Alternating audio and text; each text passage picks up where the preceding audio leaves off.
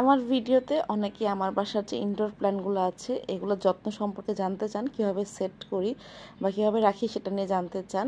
আর আজকে মা মেয়ে মিলে আমরা মেলাদিয়া হাটে গিয়ে কী শপিং করেছি এগুলো নিয়ে থাকছে আজকের ব্লগ। আশা করছি শুরু থেকে শেষ পর্যন্ত আমার সাথেই থাকবেন, একটা লাইক দিয়ে দেখা শুরু করবেন। আসসালামু আলাইকুম my to family and Facebook family, hopefully সবাই ভালো আছেন, সুস্থ আছেন। আলহামদুলিল্লাহ আমরাও ভালো আছি। আমার বাসায় ইনডোর প্ল্যান্টগুলো নিয়ে অনেক প্রশ্ন থাকে যে আমি কীভাবে এগুলোকে লাগাই বা কোথা থেকে আনি। তো মোটামুটি হচ্ছে একটা ডাল আমি অনেক আগে এনে আমার বারান্দায় লাগিয়েছিলাম, তো ওইখান থেকে একটু বড় হয় ওটাকে কাটিং করি, আবার এনে আমি লাগাই, এভাবেই আস্তে আস্তে হচ্ছে এগুলো। বারান্দা অনেকদিন ধরে দেখছিলাম যে একটা ডাল অনেক বেশি বড় হয়ে গিয়েছে, তো সেই ডালটা কেটে দিয়েছি। ওই ডালটা কেটে দিলে হবে কি, ওই কাটা অংশ থেকে আরও সুন্দর করে আবার কুঁড়ি বের হবে। তো এই কাটা অংশটা আমি যেখানে যেখানে শিকড় আছে ওই পাশ দিয়ে কেটে তারপরে আবার একদম পানিতে সেট করে নিয়েছি। ভিডিও দেখেই বুঝতে পেরেছেন আমি কীভাবে সেট করেছি। তো এটা হচ্ছে আমার স্পাইডার প্ল্যান্ট। ঘরের আনাচে কানাচে না এরকম সবুজ গাছ দেখতে অনেক ভালো লাগে। আপনার মেয়ে যখন একটু বড় হবে দেখবেন আপনার মেয়ে আপনার বান্ধবী হয়ে গিয়েছে। আমার বেলাও সেম হয়েছে আলহামদুলিল্লাহ। তো মা মেয়ে মিলে এতক্ষণ টুকটুক করে অনেক কাজ করেছি, এই যে গাছগুলো সেট করে নিয়েছিলাম। তো আমার মেয়ে হঠাৎ করে বললো, মা আজকে তো বুধবার, যেহেতু অনেক সময় আছে, চলো আমরা একটু হাট থেকে ঘুরে আসি। তো ভাবলাম যেহেতু ওয়েদারটাও ভালো, একটু ঘুরে আসা যায়। আমার ছেলে যেহেতু বাসায় নেই, বাসাটা খুব ভালো করে লক করে আবার ডাবল চেক করে নিয়েছি। এটা আমার একটা বদ অভ্যাসই বলতে পারেন। তো আমি হচ্ছে এখন রিকশায় উঠে গিয়েছি। হাটটা আগে যেখানে ছিল সেখানে নাই, এটা অনেকেই জানেন। আগে তো আমার বাসার থেকে বেশ কাছেই ছিল, আমার ছেলের স্কুলের একদম পাশে। ওকে স্কুলে নিয়ে গেলে মানে স্কুলে ঢুকিয়ে দিয়ে আমি হাটটা একটু ঘুরে তারপর আসতাম, কিন্তু এখন বেশ দূরে নিয়ে গিয়েছে। এখানে আসলে যেতেও অনেক ভয় লাগে।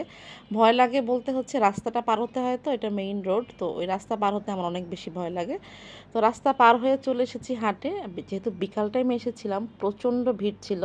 হাটের প্লেসটা আসলে এমন জায়গায় চলে গিয়েছে এখন আসলে বিকাল টাইম ছাড়া যাওয়া হয় না, আর বিকাল টাইমে গেলে প্রচণ্ড ভিড় থাকে, এটাই একটা সমস্যা। আগে যেহেতু আমি আমার ছেলেকে স্কুলে দিয়ে তারপরে যেতাম 12টা সাড়ে 12টার দিকে, তখন কিন্তু অত ভিড় থাকতো না, ঘুরে ঘুরে অনেক কিছু দেখা যেত। আর এখন হাটের প্লেসটা চেঞ্জ হয়ে যাওয়াতে না কোন মামা কোথায় বসে এটা আমি বুঝি না। আগে যেমন বুঝতাম ওই মামাটা এখানে বসে, তার কাছে ওই জিনিসটা পাওয়া যায়, তো ওইটা এখন যেহেতু কম যাই আর এই জন্য বুঝে ওঠা হয় না। তো হাটের শপিং শেষ করে আমরা টুকিটাকি নাস্তা কিনে চলে এসেছি বাসায়। তো এখানে এই যে ইরাম আরোহী নাস্তা করছে, আমি বললাম যে আমাকে একটু কেটে দাও তো কীরকম হয়েছে বা কোনটা খাচ্ছ একটু টেস্টটা কেমন দেখি। তাই তো আমার মেয়ে কেটে আমাকে একটু দিয়েছে।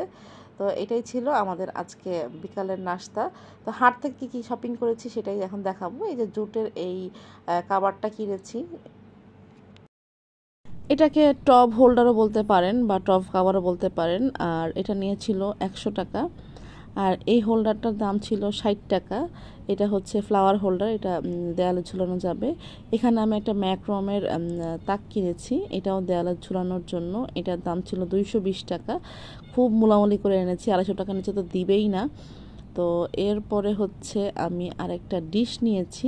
মাছ টাছ আনলে না এই ডিশটা খুব কাজে লাগে, এটার মধ্যে ঢেলে মাছগুলো গুছানো যায়, বা যে কোনো মানে বাজার এটাতে ঢেলে গুছিয়ে রাখতে সুবিধা হয়। আর এখানে আমি একটা পাতিল কিনেছি সিলভারের, এটাতে হচ্ছে আমার কাছে মনে হচ্ছে পোলাওটা খুব সুন্দর হয়। আর ইঁদুর মারার জন্য একটা ডিস্ক নিয়েছি।